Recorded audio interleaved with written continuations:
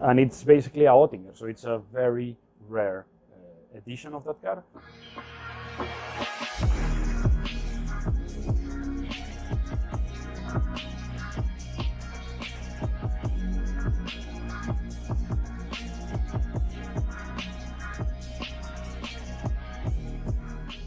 My name is John. I've been in the U.A.E. for 7 years. I'm a wildlife vet. Actually, my first car that I own myself, I bought it here in the U.A.E. But my first car that I could call mine was a Opel Corsa 1.2 Comfort Edition model 2000 with 75 horsepower. I mean, I used to have it like sometimes just to go to the mountains to climb or camping or blah blah blah. So it was a beater, and yeah, I think that car has been scrapped a couple of years ago because then my mom doesn't drive, so it's been sitting there for a long time. And after that, well, I've been traveling around the world for a few years and like living and working in different places. So I lived in New Zealand, so I drove cars on the other side of the road, and then I moved to the Emirates. So my first idea was, okay, when I will save a lot of money, and I'm gonna drive a shitty car. And then I found myself driving 2 hours per day or more. So I was like, okay, maybe I should invest in a car that I like, and save a little bit less, but actually enjoy what I do, driving a lot.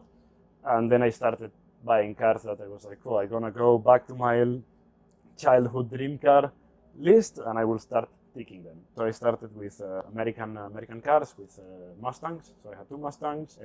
Then off-road Jeeps. What else? I had the Subaru.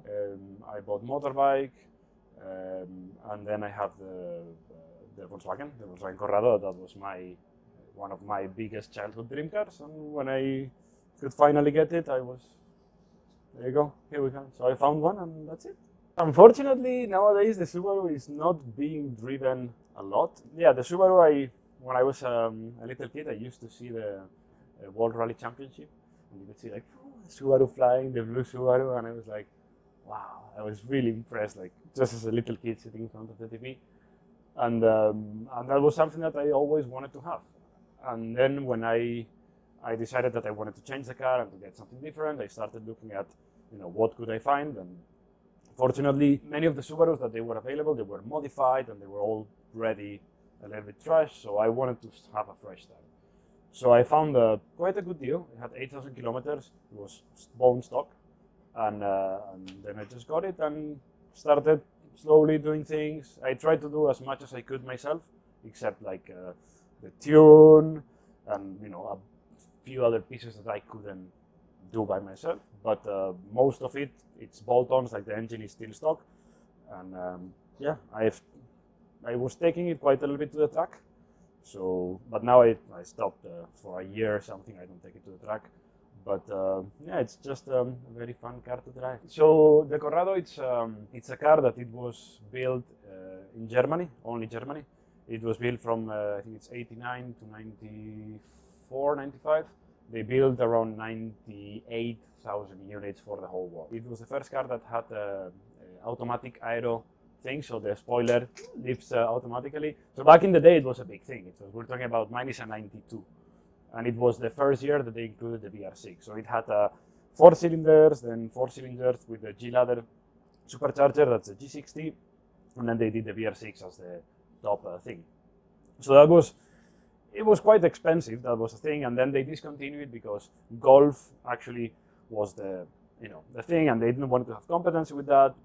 It didn't sell that well, and anyway, it was there, it stopped, and it kind of like just got forgotten a little bit in time. And then one day I was just randomly looking at cars online, like I think we all do. Just like, I'm just gonna check cars that I cannot afford.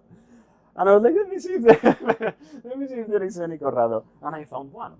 So I contacted the dude and I was like, hey man, do you want, yeah, I still have it, blah, blah, blah. And I asked him like, okay, cool, send me some more details. And he didn't answer. So I was, okay, you don't want to sell your car? And after 1 year, he contacted me again, the guy. And he was like, are you still interested in the car? And I was like, okay, why not? Yes, I am. So I went to see the car with a friend. And I was expecting it to be a piece of junk. Like most of those cars, they have been neglected, abandoned, blah, blah. So I went to see it, and it was in a basement with 2 fingers of dust, no air on the tires, sitting there like in it was in bad shape, but the basics, so no rust, no accidents. It was actually a left-hand drive, so it was good. It wasn't converted. It was in acceptably mechanical shape. Like check the oil. It was like, okay, it needs work, but it can still do it. And it was like, okay, childhood dream car achieved. Like, next level, what will be? And the thing is, because this car is very rare in this country, at the beginning I wanted to just take it somewhere and say, okay, make it look beautiful, and that's it. So I bought the factory manual, and I just started to do research on what I needed to do, parts. I ordered a lot of parts, and then I started doing it by myself. And I got it home, and I did from everything, all the things that I can do home with my hands and my knowledge. It was done. So the wiring has been a nightmare. Clean all the engine, remove the engine bay, like all the sensors change, all the fluid change. Like it took me like a year to have it running. And then sorting issues.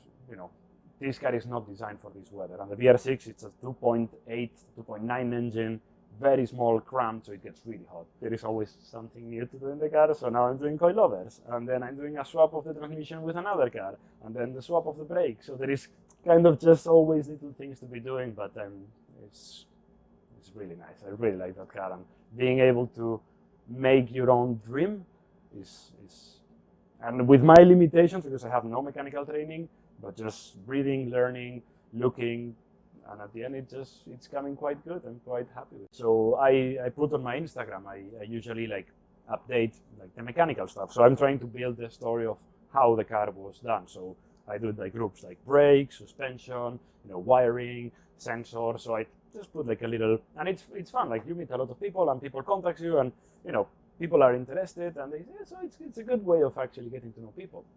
And one day I got contacted by this random dude, and he's like, hey, I see that you have a Corrado. And I'm like, yeah. It's like, I think that was my Corrado. And I'm like, okay. And it's like, sweet, can you tell me something about the car? And he's like, yeah, maybe it has changed, but I think it had a Recaro Confetti edition seat, and it had coilovers in the front with the white springs, and it had a switch for bypassing the fan. And I was like, yeah, man, that's your car. And I was like, oh shit, no. So we started talking. Super nice guy, super into Volkswagens.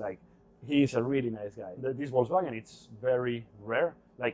Worldwide, in general, it was 100,000 that they built, but especially in this country, it's very rare. In 7 years, I've only seen mine on the road, and I know of 3 more cars that I know where they are, and I know that there was one coming from Saudi, and then there's another G60. So I know that there should be 5. 2 of them I don't have them located. 3 of them I know where they are. On top of that, the U.A.E. Corrado Owners Club is it's 4 of us, but only 3 of us have a car. A friend of mine told me, he contacted me, and he was like, hey man, look in Emirates auction, I found a Corrado. And I was like, oh, cool. So he sent me the link. So I started bidding, and I got it delivered home, and it arrived home. No keys, no nothing, a very expensive paperweight basically. So when it arrived home, it happened that it's a special edition, it's a Oettinger. So Oettinger, it's a company that it still exists, but it does mostly Golfs and this kind of stuff now. And it's basically a Oettinger, so it's a very rare edition of that car. And it has a body kit, it had the exhaust, blah, blah, blah. So it was just the worth of that extra things on the car for the Corrado Club community in general. It's extremely rare, beyond rare. I did an inventory of all the parts, and I have I even did a database with all the parts that I have, and I collected 350 parts out of that car. I have them in boxes, because getting parts for this car is impossible, and everything has to be shipped from outside the U.A.E. It's getting more and more difficult to find parts. So at some point there were 2 cars of those in my house, and now there is another one of those in my house, and it's from one of the owners here, and we're trying to fix it. So hopefully sooner than later there will be another one rolling. It's an American one. Mine is a Japan import. This is an American import. Just keeping them on the road, man. Just keeping them alive.